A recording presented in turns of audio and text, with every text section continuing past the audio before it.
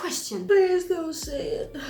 Do you know anything about dogs? Yes, they're cute and fluffy. And have you heard what happened to Vivian and her dog Paul? No, what happened? And I hope to God it's something funny because I'm about to fall asleep. Well, in 2016, in the city of Baltimore, USA, 8-month-old Viviana was playing in her room on the second floor with her cute dog, Paul. Aw, so cute, right? But all of a sudden, a fire started burning the house. And from the intensity of the smoke and the fire, it was impossible to save her. Oh, what the fudge? Hey, why did you say it like that? Because it's the truth, and I wanted in on the party. Did someone say party? No, can I get back to the story now, please? Jeez, okay. Well, thankfully, Vivian's family were on the first floor, so they got out safely. But unfortunately, Vivian was still stuck in her room on the second floor. Being in that building meant certain death. Jesus Christ, way to make a party.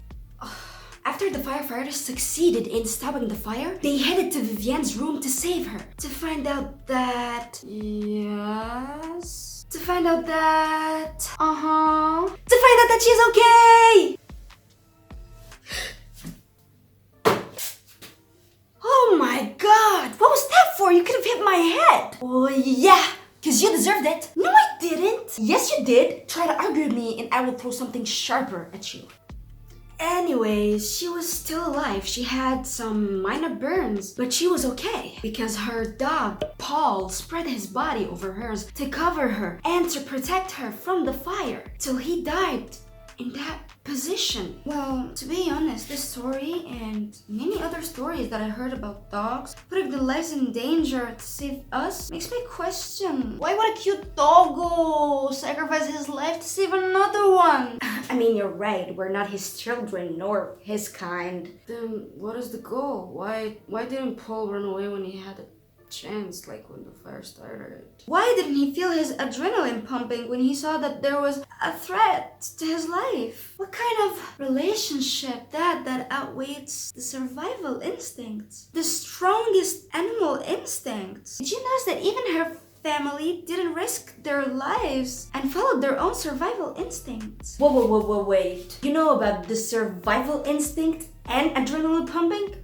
Since when did you become so old, party girl? Shut up. I know things. Plus, have you never thought about it? What makes rescue dogs run towards danger or rescue someone drowning or attack an armed person despite these actions being against their instincts? I mean, she's right. Why don't dogs follow their travel instincts? Or even just go play somewhere else? Why do they wait for their owners for hours? What do they get in return for protecting us? Why do dogs love us and love communicating with us so much? Give me all your questions, baby, because I got the answer right here. It's because when scientists tried matching dogs' DNA with other animals, they found out that dogs are descended from one of the most ferocious animals, wolves.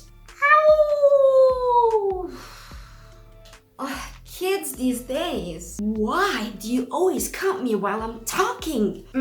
Because I want to get that reaction from you? You actually forgot to say that wolves were the first predators to be domesticated by humans, and by time their traits started to change till they turned into the cute doggos that we all know and love today. If dogs are actually wolves and predators, why don't they eat us when they're hungry? Why are they so cute and sweet and fluffy? Hold that thought. 40% of women in America say that they receive love and care from their dogs more than they receive it from their children and their husbands. You do realize that that's not the answer to the question. Shh! 83% of dog owners call themselves mommy or daddy to their dogs. And they say that their dogs can read their feelings and facial expressions very well, which is, if you don't know, it's a very difficult thing to do. Yeah, I mean, I get that. I don't know if people want to kiss me or kill me sometimes. I bet they want to kill you. Well, I actually think they want to kiss her. See, that's what I'm talking about. I don't know what people want anymore. I think that's not the point of what I'm saying?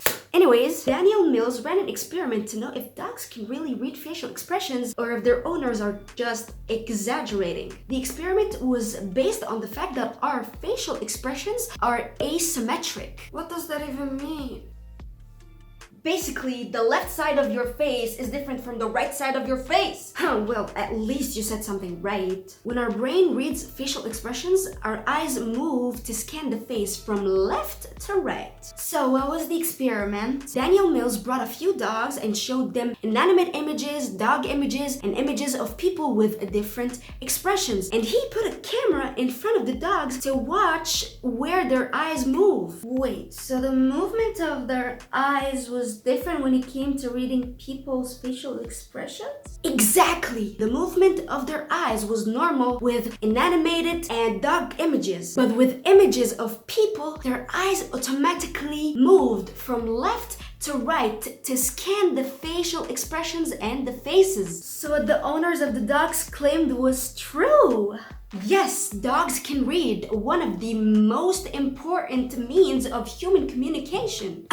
Girl, you're way too old. Dogs are this close to talking. In an experiment made by Dr. Adam Mickelson, He recorded dogs barking throughout different situations and made dog owners listen to them. Okay, first, I know that experiment. And second, he noticed that the owners knew exactly what the dogs wanted. but how did they know that? Well, unless they speak dog. They don't speak dog. They understand dog. Oh, well, it's no surprise because barking of dogs is a new trait for dogs. The fudge did you say? Oh my god, since when? Is that some sort of joke? Explain right now. Jesus, okay guys, I'll tell you, just stop shouting at me. How can they not shout at you? You just dropped a major bomb. Okay, calm down people. In nature, you don't see a wolf barking, but the dogs around us, they bark all the time for different reasons. Careful, that did not answer the question. Just a heads up, if they start throwing stuff at you, I won't help you. I would even like to see that happening. Oh my god, guys, it's as if when dogs were domesticated by humans, who are talking creatures, they developed the vocalization system to create a language to communicate with us. Although I want to choke you for the roller coaster of a brain you made mine right now,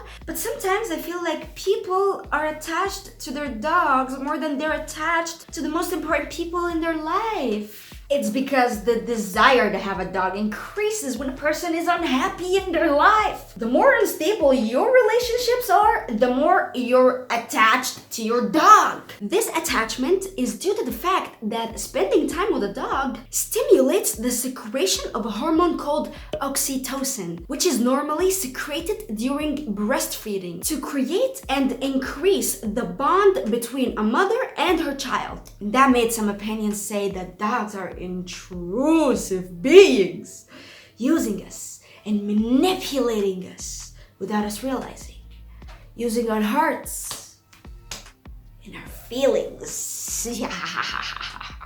Don't you think that's a story for another time? I wanna go to sleep. You always want to go to sleep. I think she's right. We need a part 2 of this. But I want to know how those cute fluffy dogs manipulate our feelings. You will, but in part 2. Ah, crap! Why does it always have to end when it's getting to the good part? Because you're creepy and you always like the darkest parts of a story, which is depressing and you should really go see a therapist.